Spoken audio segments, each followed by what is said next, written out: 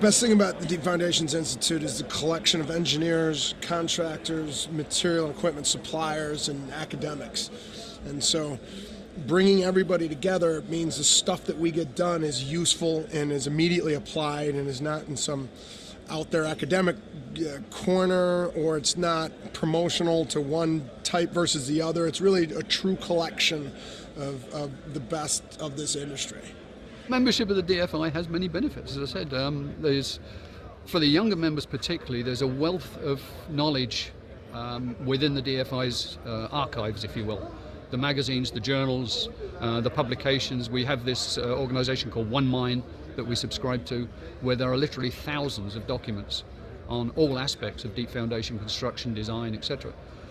So from that point of view, it's a very, very important resource that comes free with your membership. Learning about technical advancements, again, seeing what projects people are up to and what solutions other engineering firms have come up with, and then the networking opportunities that we get at the in-person meetings like this conference.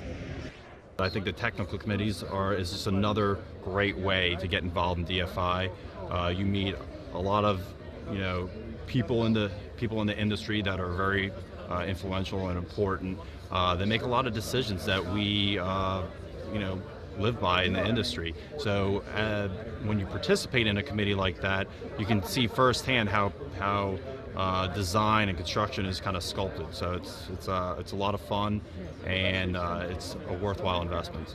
It's an organization basically that guides not only the principles of what transpires in the Deep Foundation Institute or industry, but also brings everybody together to discuss common problems and provide solutions.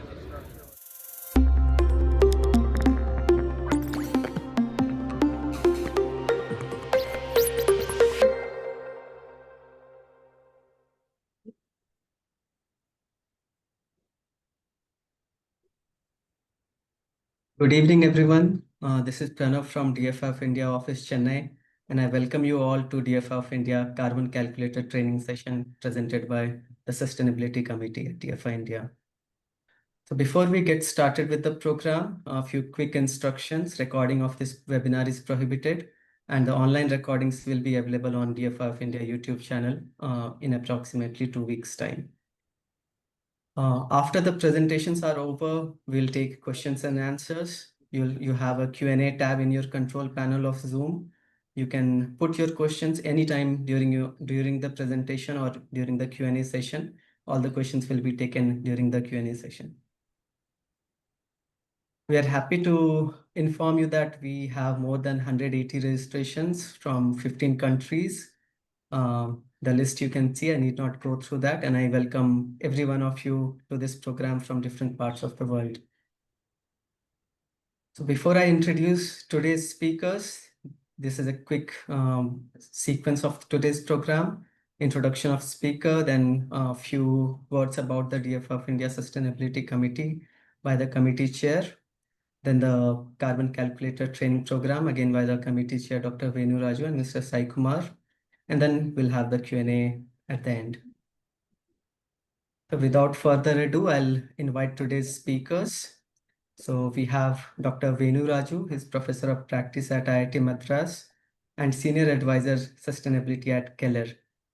So Dr. Raju is currently a Senior Advisor on Sustainability for the Keller Group. His focus is on innovation and practical implementation on site for sustainability in foundation construction. As chair of Keller's Sustainability Steering Committee, he played a key role in shaping the company's strategy and establishing its new net zero carbon reduction goals in 2022. He also chairs the DFI India Sustainability Committee.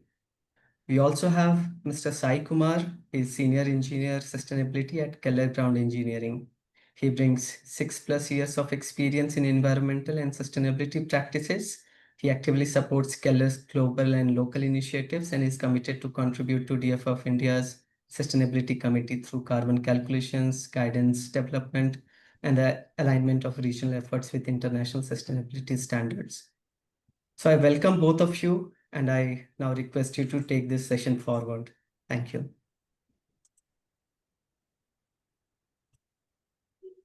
Thank you, Pranav, for the kind introduction.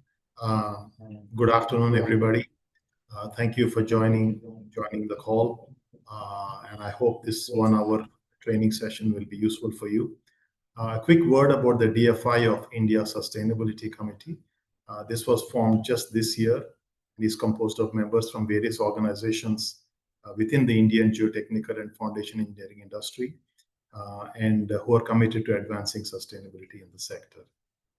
The committee's overarching objectives is to educate and guide the Indian foundation industry towards decarbonization and to further the sustainability goals of its member organizations and, of course, all of India and the planet. So in summary, create awareness in the industry for both clients and member organizations about the importance and relevance of sustainability. And so this training is really an effort in creating the awareness.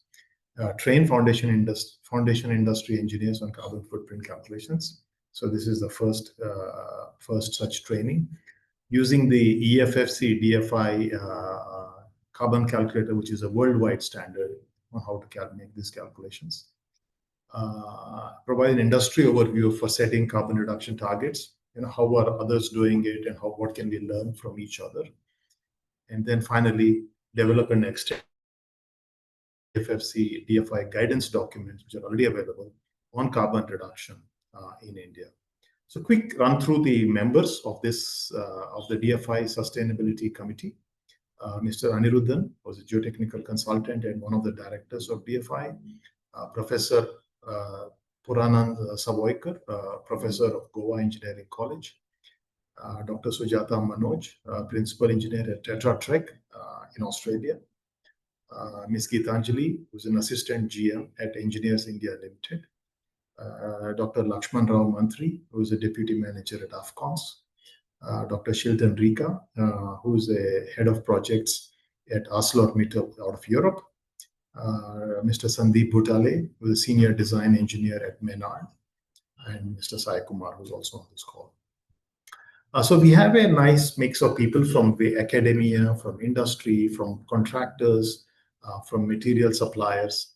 And I do want to add another member from the cement industry, and we are speaking to them. And we hope to add them to the membership of this committee. So maybe we can now move on to the training session itself. Sai, can you share the screen, please?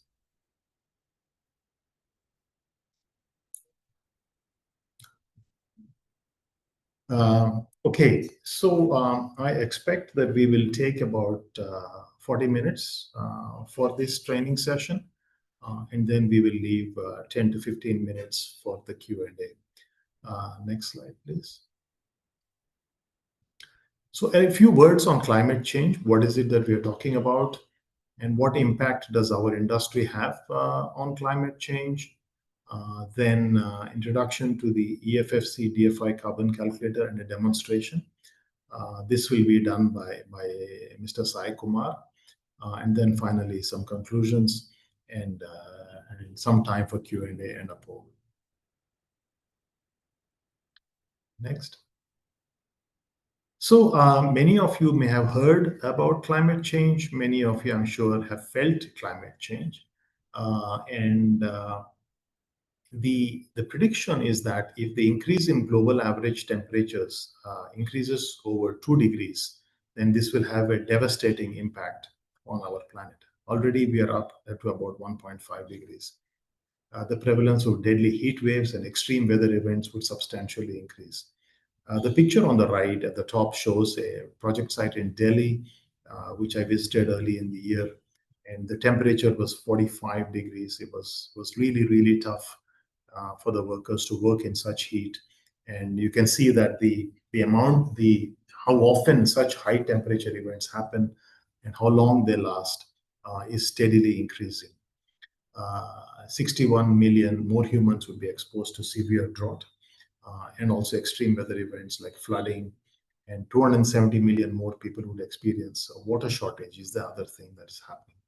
So this is actually an interesting, important fact. In the 20th century, the global average, the number of natural disasters per year was below 100. However, since the dawn of the 21st century, this frequency has escalated dramatically, now reaching close to 400 events annually. And the events are also much more extreme than what has been experienced in the past. So climate change is here, and it is really up to us to do something about it. Next, please. So many of you may be aware of this, but I just want to touch upon this topic of the greenhouse effect. So normally when the sun's energy radiates on the earth, about half of it gets reflected back into the atmosphere, and the remaining is absorbed by the clouds. But as the amount of greenhouse gases which increases, as the number of greenhouse gases increases, then this heat is actually trapped inside the atmosphere, leading to a rise in temperature of global warming. So the greenhouse gases, what are they? Typically, so these are, for example, carbon dioxide emissions from our vehicles or power plants, or whenever we burn fuel, methane from agricultural practices, from cattle, from livestock, from swarms. Nitrous oxide comes from excessive use of fertilizer, water vapor, and ozone. So all these gases, as they accumulate in the atmosphere, they trap the heat, and then continuously the earth becomes a hotter place steadily. Next.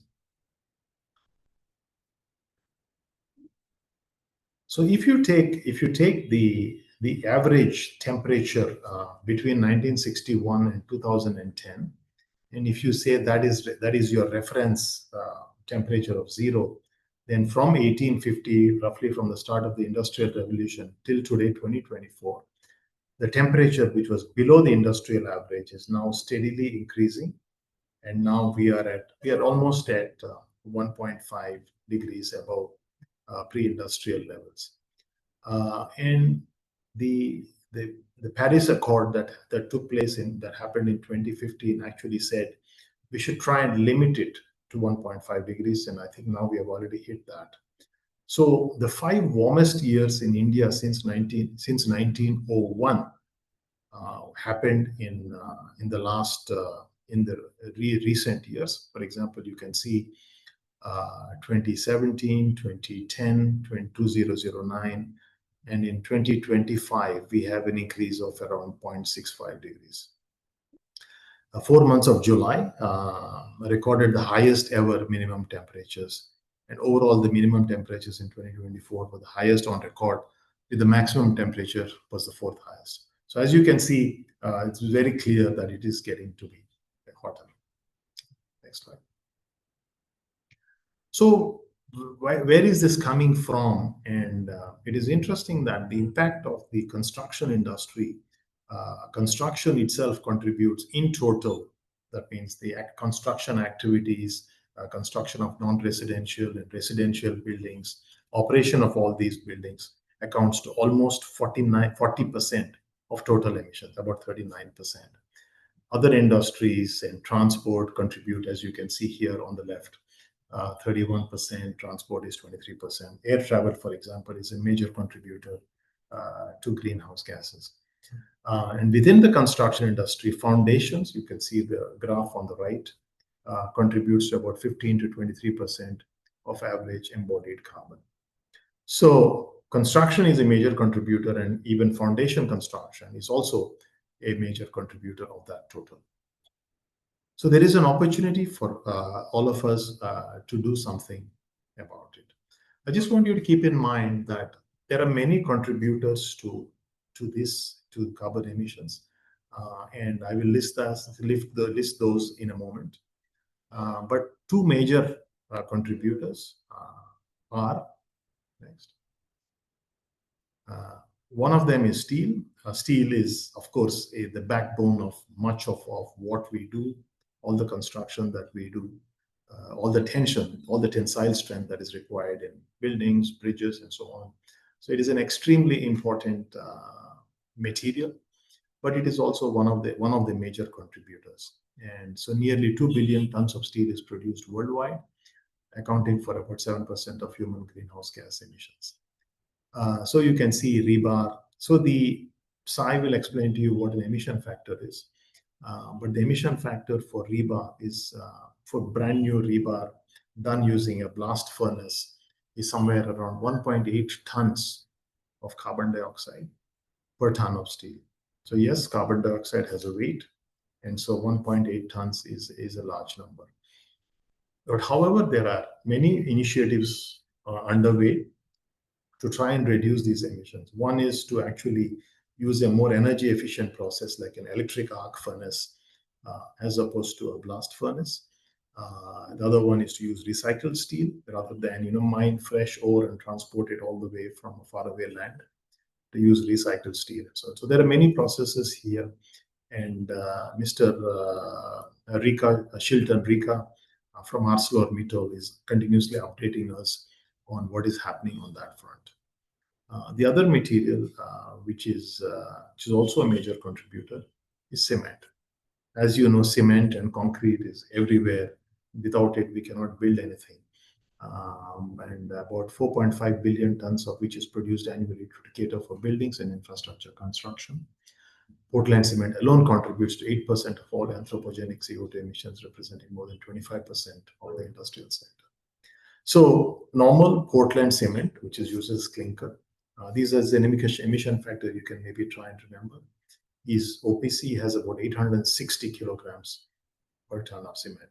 But once again, there are many initiatives and many innovations trying to reduce this number, by adding fly ash, by adding GGBS, ground granulated blast furnace slag. And so you can see there are many kinds of cement, SEM1, SEM2, SEM3, SEM3A, SEM3B. So when we choose a cement, we can choose the one which has a lower emissions. And so you can see from a maximum of 860, you can actually come down to even 290. There are also research efforts to actually come to a net zero cement. That means it has no emissions at all. These are research activities that are happening at research institutes across the country. Next. So on a project that you have, you see on the top left, you have materials, what we talked about just now. You have assets, which are the piling equipment or any equipment that has embodied emissions. You have transportation, you have mobilization of assets, you have fuel on site, which is a major contributor to emissions. You transport your people to and back from site. That is again another source of emissions. And then, of course, there is a generation of waste, disposal of waste, transportation of waste to landfill, and so on. So this whole cycle is actually something that we can, if you have a circular economy, then no waste is generated. The waste material is then reused, for example, to the extent possible. We talk about recycled concrete, recycled aggregate from crushed concrete, and so on. So that's a different topic on its own. But the question is, so if you have a project and you say, okay, so what are my total emissions for this project? And the purpose of this training session is to help you calculate the total emissions for your project. Next slide.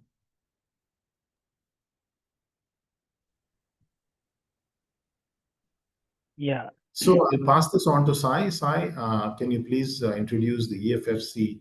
EFFC stands for the European Foundation, European Federation for Foundation Contractors.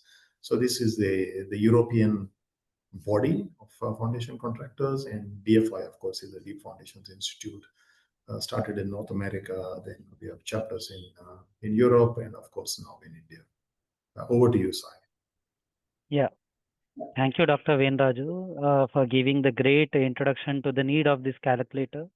I'll take you through the introduction of the calculator. Then after, I'll give a brief demo of how to use this calculator.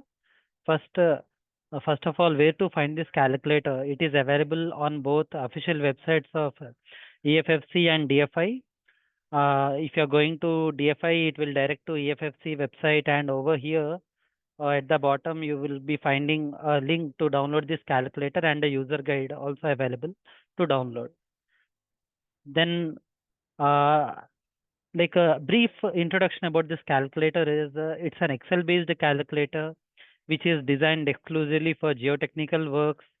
It is a certified calculator with various international bodies such as ISO 14067, then GHG Protocol and other standards. And it is not a whole life cycle, like it don't consider all the emissions in the life cycle. It consider emissions from cradle to gate. It means till the when the material has manufactured and till it is being constructed, till the project is constructed, all those would be calculated in this project, not the use and after use phase. Then this calculator is having built on two major objectives. One is to provide a carbon calculator for both HF, heavy foundation and ground improvement works, allowing absolute comparison between different geotechnical solutions of a sector. And the second objective is to provide a simple, open source and comprehensive calculator to all. How can you use this calculator? First, maybe you can just create a sub project. Means you can just select a technique and estimate what is the carbon footprint for it. And if a project has two or more techniques in the same place, you can club you can calculate separately for each of those techniques and club them to become a project. You can view the results of each sub project or the project, and you can compare between various sub projects and a project altogether, whatever the options you have generated. This calculator runs on a basic formula, that is usage multiplied with emission factor would give you tons of carbon dioxide equivalent. Usage is whatever electricity or liters of diesel or tons of cement that you are using in your project. You have to multiply them with respect to emission factors, which can be obtained either from environmental product declarations called EPDs that you get from the suppliers, or emission factor databases. This calculator uses a set of emission factors given from a particular database. So that similar kind of database you can use, and life cycle assessment of any product. Through those, you can get the emission factors. In the end, after multiplying this, you are getting a tons of carbon dioxide equivalent. Equivalent means that there are various different greenhouse gases. You are converting all of those gases into carbon dioxide equivalent. That is why this is termed as ton CO2e. Then, as Venu suggested, here are all the different sources of emissions. GHG protocol is dividing these categories of emissions into scope 1, scope 2, scope 3, and you may be required for legal requirement for to report on scope 1 and scope 2, and you may be required to estimate the scope 3 also in future. And sometimes you may be having just scope 1 and scope 2 and some basic material information, but may not be having a smaller influential emissions, maybe from material transport or maybe from rigs and assets. So that's where this calculator, one objective would come, that is divide emissions into primary emission source and secondary emission source. If you have data and if you are able to find the emission factor, you need to multiply them to get the primary emissions. But if you don't have data, this calculator provides an estimation based on the standard ratios. That's those emissions termed as secondary carbon emission sources. Now, here are different geotechnical solutions that are listed, and you can see in majority of the solutions, energy and materials are the primary source of emissions, while rest of all are secondary source of emissions. It means if you at least have energy and material information with you, this calculator provides you standard ratios with which you can estimate rest of the sources of emissions. Without doing further ado, I'll take you to a small demo of this calculator.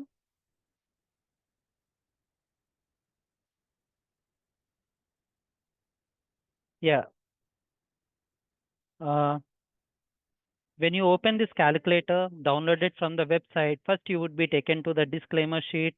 You would be given some small disclaimer. After you accept that, it would take you to README sheet where you can select the language, where you can select the different databases of emission factor which you want to use for this calculator. So as it suggested, I would be using EFFC-DFI methodology recommended carbon factors only, and you can select the metric system in which you want to estimate the whole emissions. Then after you do that, you can upload a logo for your company through clicking this, and then you can start. When you start, you would be directed to home page. Here you can see there are different blocks that are provided. One is specifically to create sub-project, one other is to create project, one other is create to result sheets and comparison sheets and all. So first what I'll do is, first I'll create a sub-project. Let's name it as a P1. And I'm creating a new sub-project. So you can see there are various details that you need to fill in, like a new tab got created with P1 as a sub-project, and you need to give various details to estimate carbon emissions for that project. So I have I have a small set of numbers which I can use for this calculator. Suppose for this P1, I have taken it as a board files, and let's see what are all the questions asked. Date of calculation, let's give today's date. Then my name. Then after working days as suggested in this, I would take 150 days with 200 personals. Maybe some random number I'm giving. So some 10 lakhs rupees as a project value. And I have to give the country in which I am calculating just for the electricity emission factor. Then maybe I need to zoom in a bit so that it would be available, clearly seen to everyone. Here you can see it is asking material information and corresponding freight related information, then energy related information, then mobilization and demobilization to bring the assets to the project site and then to take back those assets, those emissions, and people transportation. You can account over here. Assets, you can asset information you can give here. Then after waste transportation. These are all the components of various sources as we suggested. Then, as I said, like here concrete volume is 24,400. I'll take that.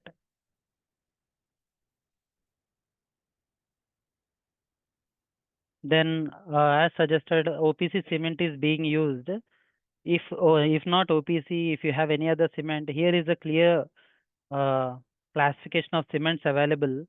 To know more about what are these classifications, you can go to emission factors tab, where whole list, it is a directory of emission factors suggesting where what is the material, what is the units of measurement, its emission factor, and where is the source of emission factor. All these are here. You can enter new emission factor with whatever the source that you have, that you can list on over here. You can you can add few new materials if you have something.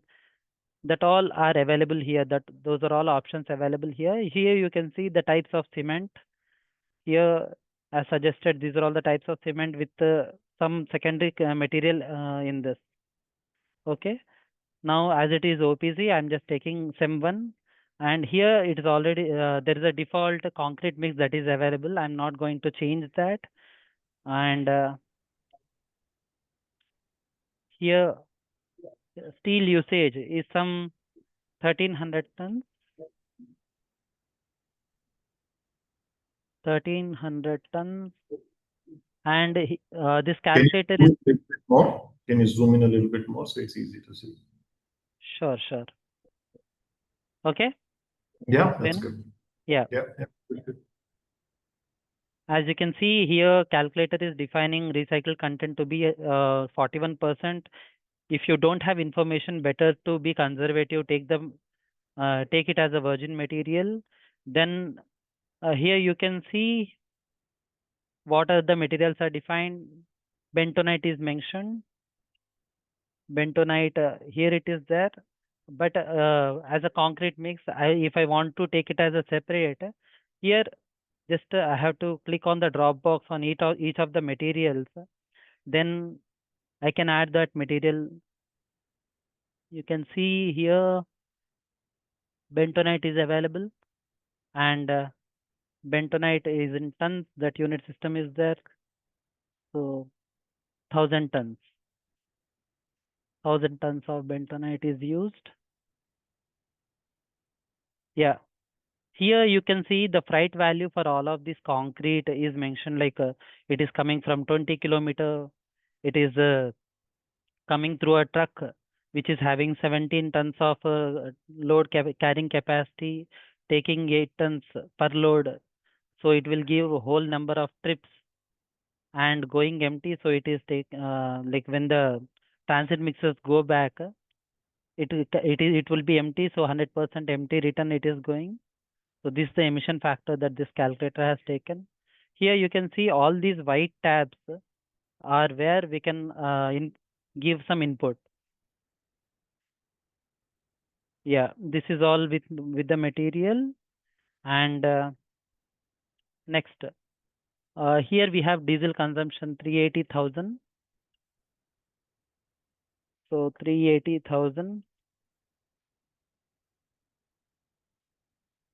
So you can see material.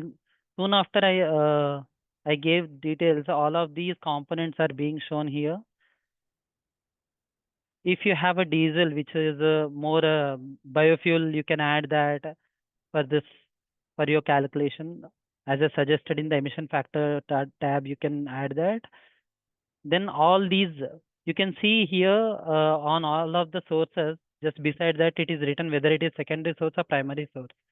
Now material is considered as primary source, freight is secondary source. That's why it has given some standard numbers just for estimation purpose. And here energy is primary source. So I have given the details. Secondary source, I don't need to give. People transportation, it has estimated based on the number of people that I gave. Maybe I can just reduce the number. I'll take some 10 round trips per day with some 30 kilometers. That is done to take the people and all. So for assets also, it's a secondary source. As you can see, all are estimated. So that's it. You are done with the carbon estimation. Carbon estimation, if you want to see what is the total, you just need to go to result tab. Over there, you need to select the sub project, and a printable result sheet is available suggesting what is the emission factor database. You can enter the company name over here for which it is done. All these can be shared easily with any of the stakeholder. Now, just to show further functions of this calculator, I would like to add one other project called project 2 for stone column.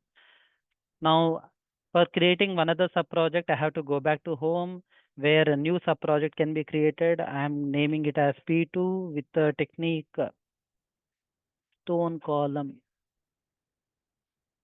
Yeah, stone column. I'm creating a new project. Same date is 6/11/25. Author is Sai. Working days for this project is 100 working days with 40 personals. 100 working days with 40 personals. And I'm giving some random number and selecting just a country to get the electricity emission factor. Aggregate is shown. Aggregate is 150,000.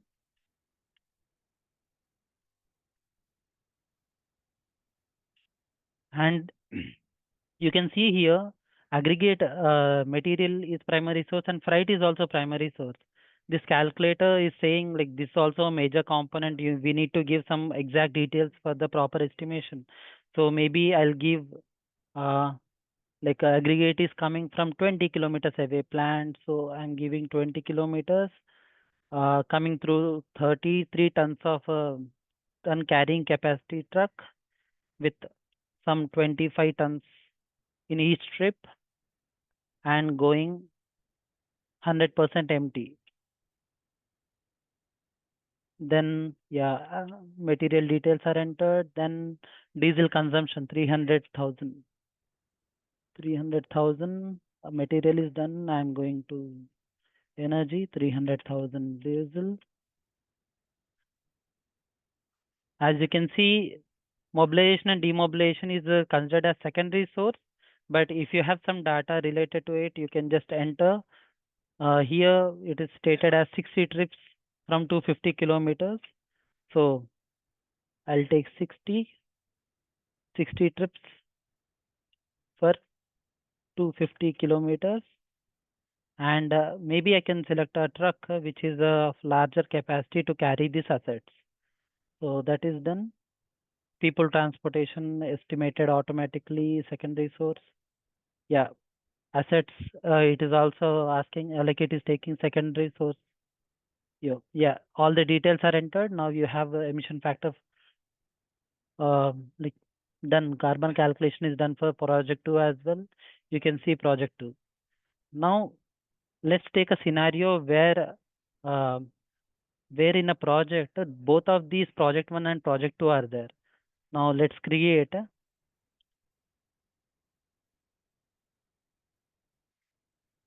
P at the rate. Then I'm just creating a project sheet.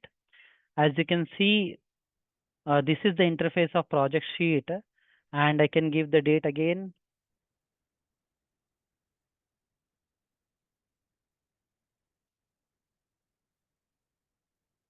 Yeah, and here there is a tab that you can select to select all the sub projects. See here various sub projects you can select. First I'm clicking on the drop box.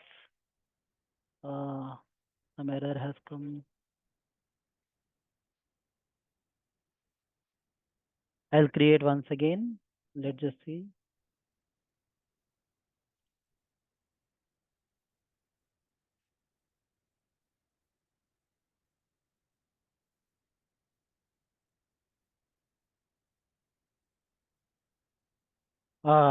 It is not showing these sub projects are not showing right now. Some error has come, but it will show like you can add both of these. Yeah, now it is showing. See, P1 you can select and then P2 you can select. Now this is a project where both the solutions are there. Now you are summing up both of these solutions to create a whole project, and a result sheet can be created for the project itself. You can see it has clubbed both and it is giving all the details related to carbon emissions. But if I want to compare between suppose if this is an alternative solution, P1 is P2 is an alternative solution for P1, then I need to if I want to compare between these two, then I can just click on each tab in comparison sheet to compare between these two. What is the relative emissions in each of these category will be shown, and illustrative graphs would be generated like this. These are all the different functions which are there in this calculator. It can be customizable. Like as I said, you can bring in your own emission factors with the proper sources and all. That all can be done. And proper result sheets showing what methodology emission factors are there. That all you can show here.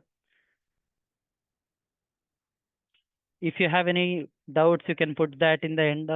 In Q&A question.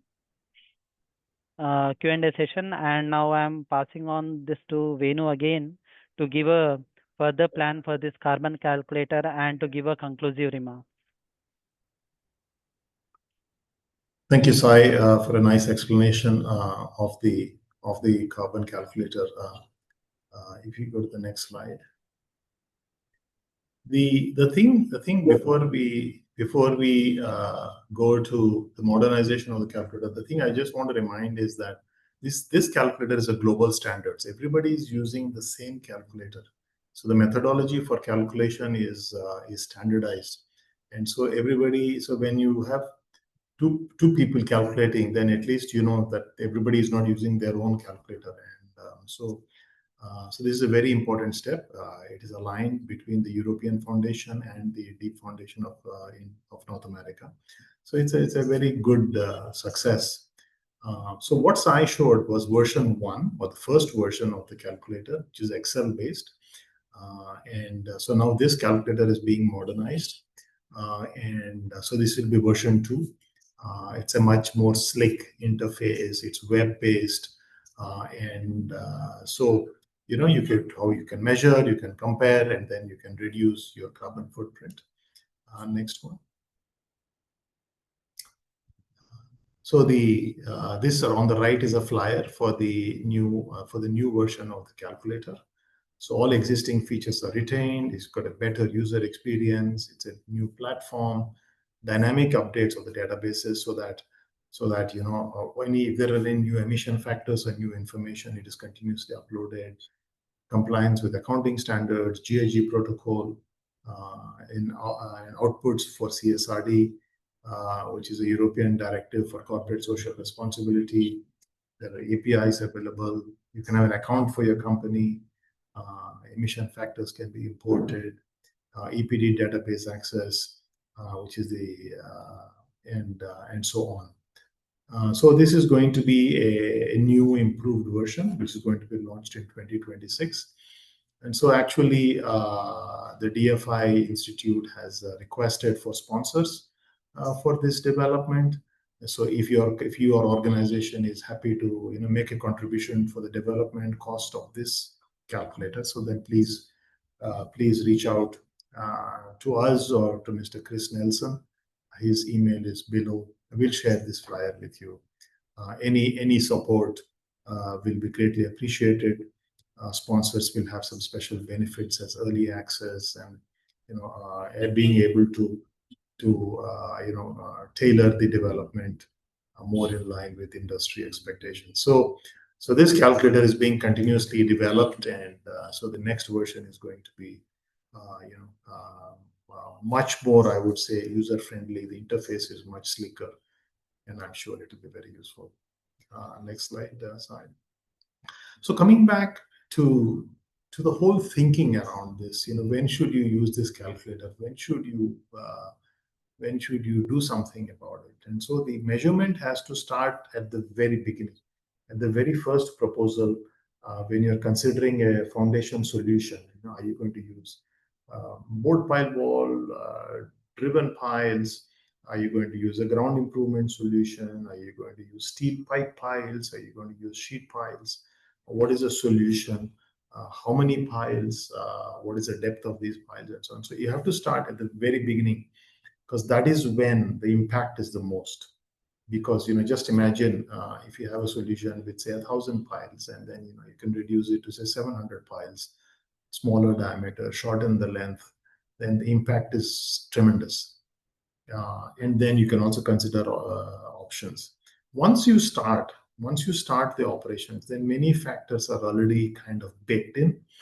And so your opportunity, you still have opportunity. You can go for operational efficiency, fuel efficiency, a reduction of waste, reduced use of water, and all those things. And these are also very, very important things. But your opportunity decreases as you progress through the project. And if you're doing a calculation and a review right at the very end of the project, then it's already too late. And so if you start early, then one of the things I say is right at the very beginning, if you simply know in your solution how much concrete is needed and how much steel is needed, you already know almost sometimes 80 to 90% of the emissions. Next slide.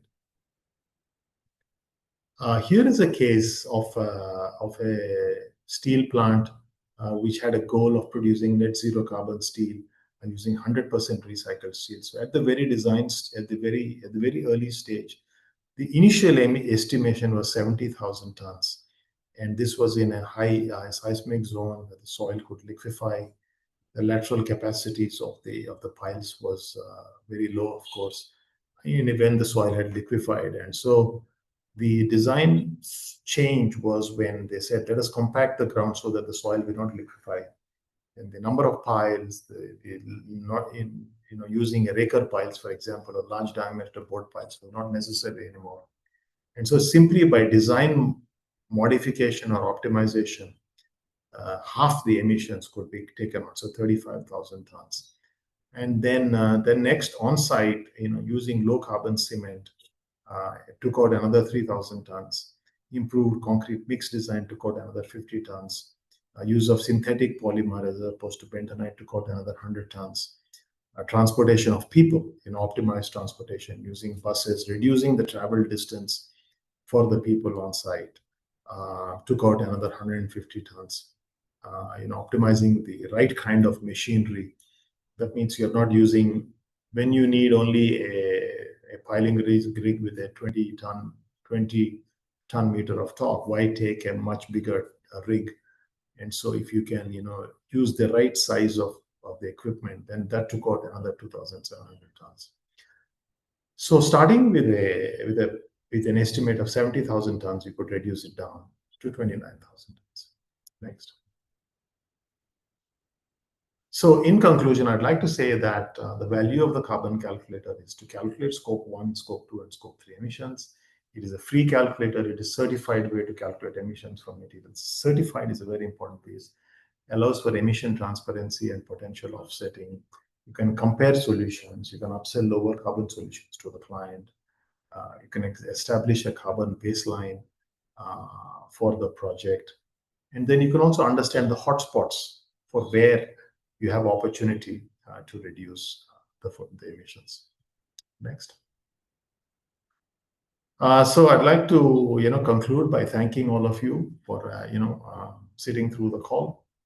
We have 80 participants, which is fantastic, and we have another 12 minutes. Maybe Pranav, can we go to the polls and see? So please, these are just some simple questions we picked ahead of the call. The first question is, how often is sustainability discussed in your organization? How often does this topic come up in your conversation? We just want to get a sense of where we are in the industry. And so please make a choice, and whether it's often or sometimes or hardly ever. And so then the second question is, do you feel the need to calculate carbon footprint in your work? I mean, thus far, have you had the requirement? Either requirement can come from your client, come from your management, or maybe just out of your own curiosity, or so is it something that happens often, or something that happens sometimes or rarely? And the third question is I hope this training was useful, but would you prefer a more detailed training, like say maybe a half-a-day workshop where you actually practice the calculation? And if so, would you prefer it in person, or do you think an online training is enough, or do you feel it's not required at this stage? And finally, a free text field. Please share your comments, suggestions on this training session, or on the whole topic of sustainability and carbon reduction. Any input will be very valuable for us as the Sustainability Committee of DFI of India.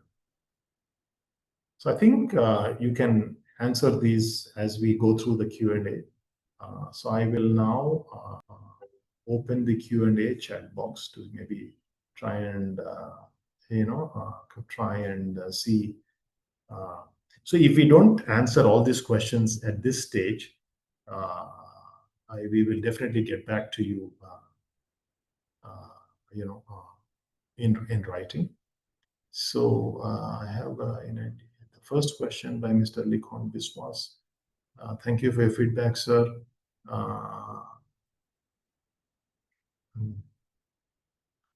I would like to highlight one point regarding the carbon factor of materials, which should ideally be considered specific to the project's regional context. Yes, this is also something which has been mentioned, that the emission factor should be local. The calculator may be using a global factor. We try to use a local factor, but if you have a more specific factor, then the calculator allows you to use that. The more specific factor, maybe you have it from an EPD from the supplier, for example. This is very good, sir. Additionally, I'm a member of the IRC-D5 committee, which is soon publishing title guidelines on reducing carbon footprint of steel bridges. I would be happy to contribute to DFI initiative. Definitely, sir. We will definitely reach out to you. Please also add your contact details, so that we can reach out to you. Mr. Sagar Kanade, is there a subscription cost for the calculator? No, sir. It is a free calculator available to anybody who wants to use it. Mr. Kanade, again, we need to create a project for each and every activity, column, slab, pile, etc. I think this calculator is actually designed for foundation technique. So if you have a pile foundation activity, then you create a project or a sub project for the pile, and then for, let us say, board pile or driven pile or sheet pile. But if you have superstructure, you can. It's not designed for superstructure, but you can also, I believe, add columns. Mainly, it is the quantity of concrete and steel. But it's not designed for superstructure construction in terms of number of people. The secondary emission factors will not designed for that. Mr. Christoph Hafner, who from DFI can be contacted so that our material, ductile iron piles, is integrated to this carbon calculator best reference. So, Mr. Hafner, you can, through us, my email address is venu.raju@keller.com. We'll share it also in the email following this. But there is also a formal contact from the Carbon Calculator Committee. We will give you his contact details also. Mr. Amal Jose, is there any change in parameters or values based on country or location selected? Yes, there is. Depending on, Mr. Sai showed you, that whether you choose India or whether you choose Germany or you choose Australia. So then they will use the local emission factors for that country. But if you have something more specific based on your supplier, then you can add that. Sai, is that correct, what I'm saying? At this point of time, this calculator, like when you select the country, it would take only electricity emission factor for that country, but not for the material. So, like you have to select the database which is suitable for your country to use that in your estimation. That's what I would say. But if we have a specific emission factor for, say, a specific steel that we are using, we can put that, right? Yeah, we can add. Maybe I can just show it over here again. Not yet. Let us finish the question. Yeah. In the emission factor tab, all the list of materials are there. After the default materials are listed, we can add the new materials with the emission factor and its source. So at least 2 to 3 rows are provided to add additional materials everywhere in all the sources. Okay.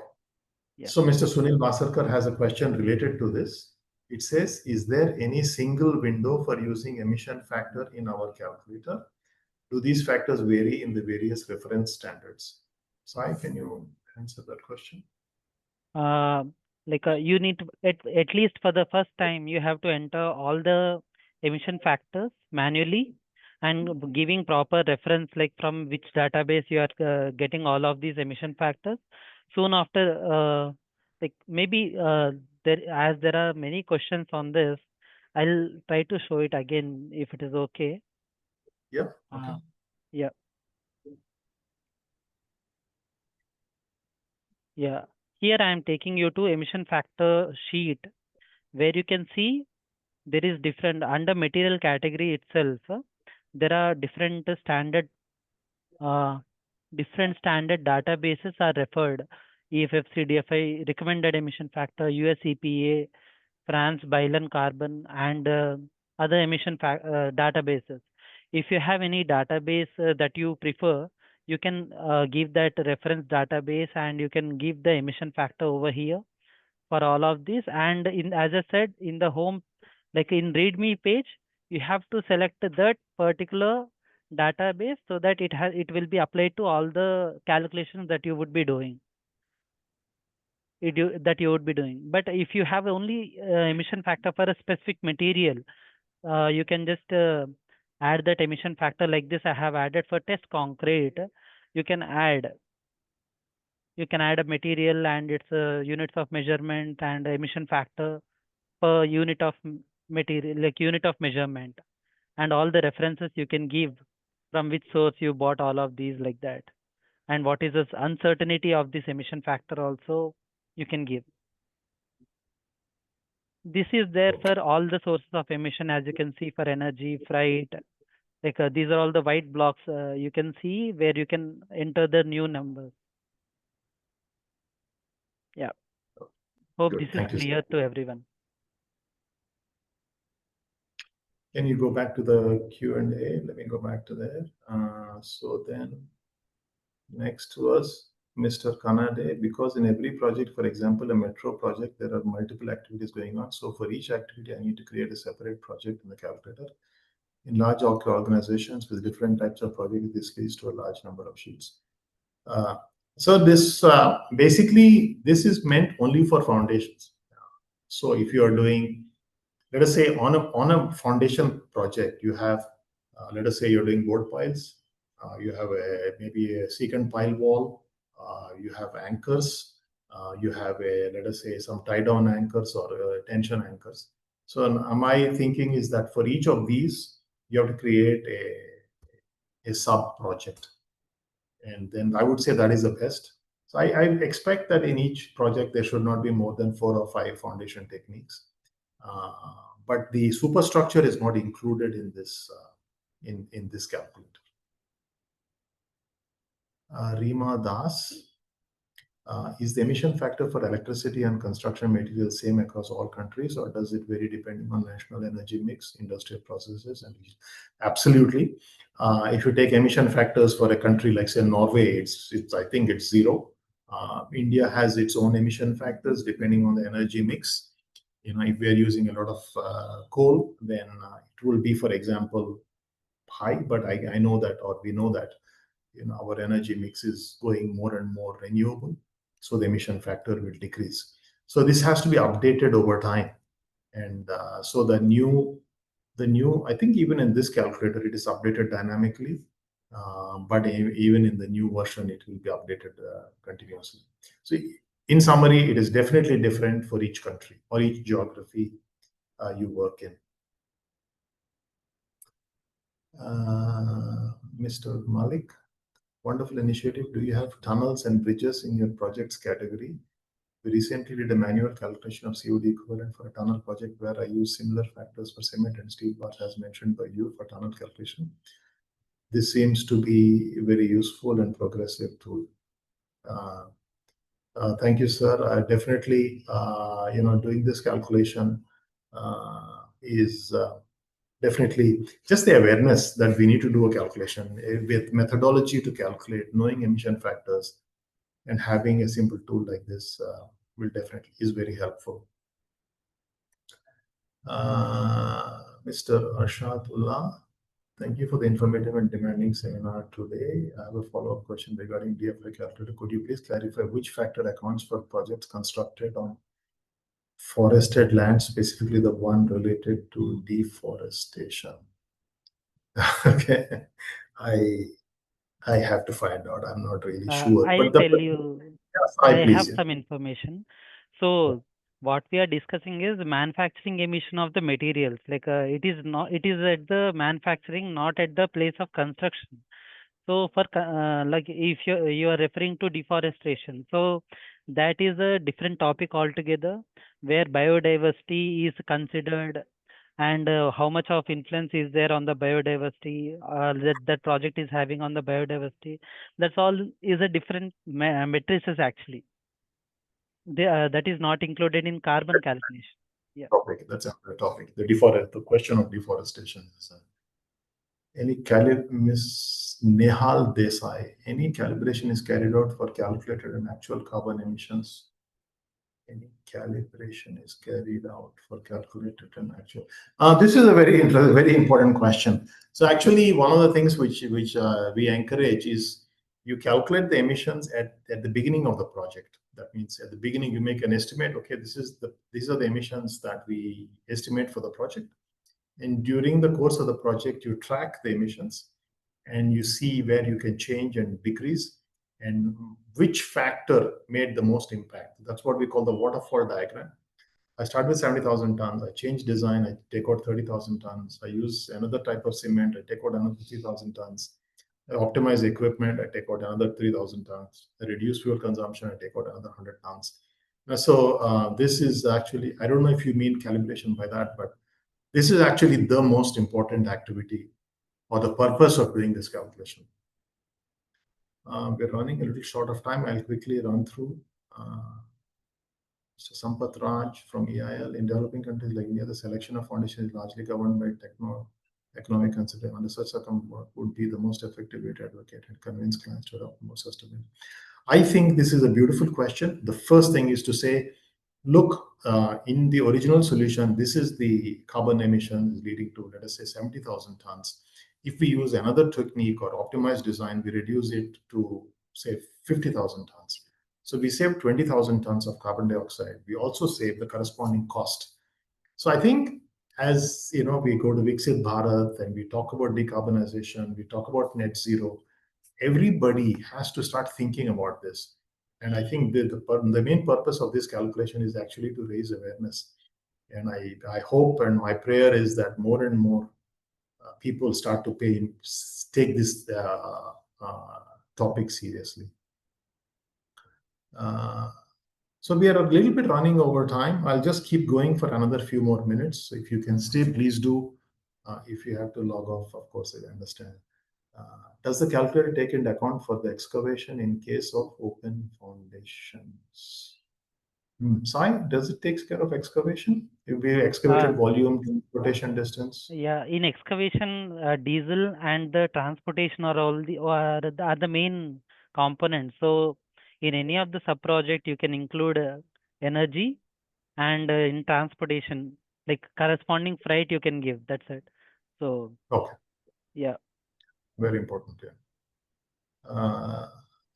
Reshma Sarath, will a recording of the session be shared? I believe so. Pranav will arrange that. Another question. This is a very good presentation following the carbon paper. I have one question. How can we ensure the accuracy of the values provided? And is there a possible deviation in its results? So this is also a good point. Actually, how do you provide the accuracy? The first step is it is standardized. So if you use this calculator and somebody else uses the same calculator, at least you know you're working on the same basis. Otherwise, everybody makes their own calculator and you don't know what is hidden behind that calculator. So the accuracy is assured by using the same calculator and the same methodology. The next accuracy, of course, is what emission factors are you using. So if you are using your own emission factor, you have to substantiate how you came up with that factor. And so ideally an EPD, which is the environmental product declaration provided by the supplier, is important. So if you can provide the EPD as a sub-certificate, then you're assuring accuracy. I would like to add one point.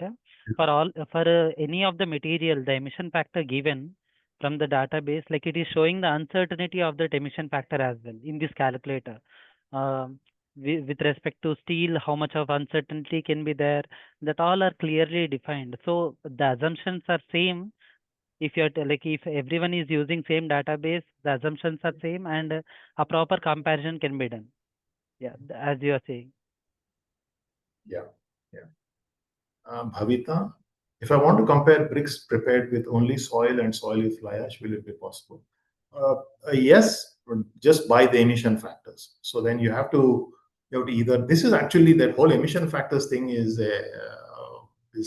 actually a big point of discussion. So somebody has to systematically calculate that if you're using only soil or with fly ash, or fly ash bricks, or only cement bricks, then so we have to rely on the emission factors that either the manufacturer provides, or you calculate it based on what you see, what you know.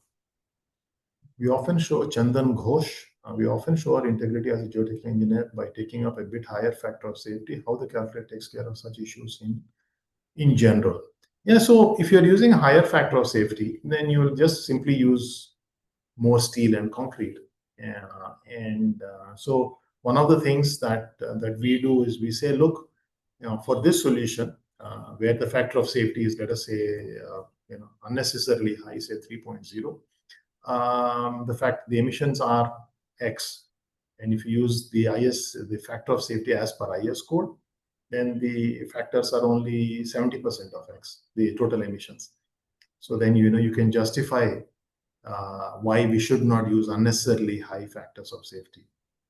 Because the other point I want to make is, just talking about carbon is often not enough to change people's minds. But if you say carbon along with cost, that means in addition to saving carbon, you're also saving materials, which is leading to cost savings and cost, then it is a much more compelling argument for the decision makers.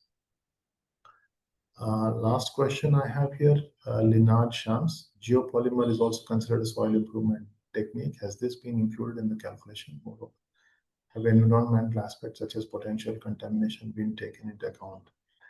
I believe you're probably referring to geogrids and geomembranes. Sai, is that included in the calculator right now? I have not seen it. Yeah, it is not included, because it's just a material. It's just a material, and it is not included as it is not a technique. Yeah. Environmental impact such as potential contamination, that is a topic in itself. I do not believe that is included. Maybe so I'd like to wind up the call quickly by maybe sharing some of the results of the polls. So it looks like how often is sustainability discussed in your organization? Often, 61%. Well, that's really good. Sometimes it's 24%. So this topic is actually quite often discussed, and so I'm happy to hear that. Do you feel the need to calculate carbon footprint in your work? Often 57%, sometimes 31%. So that's excellent. So the need for a carbon calculator is almost 88%, which is really, really encouraging. Would you like a longer training session, half day, either in person or online? 29% yes, in person. 55% said yes. Online is fine, I think, which is easier. It's also more sustainable if you don't have to travel, which is also very encouraging. So in total, 84% said a more detailed training would be useful. So we will take that up as an activity of the DFI of India for next year. And then there are some comments which we will read in our own time. So Pranam, I'll pass it back to you. I hope this was useful for all, and then we can draw this to a conclusion. Yeah, thank you so much, Dr. Raju and Mr. Sai Kumar sir. It was really a wonderful session, and probably an introduction to a new way of calculating carbon for many of us. So thanks a lot, Dr. Raju and Sai Kumar sir. So this marks the end of today's session, and we hope to see all of you in upcoming DFI of India events, and follow us on LinkedIn to be updated with our upcoming programs. Thank you. Thank you, Dr. Raju. Thank you, Sai Kumar sir. Thanks to everyone.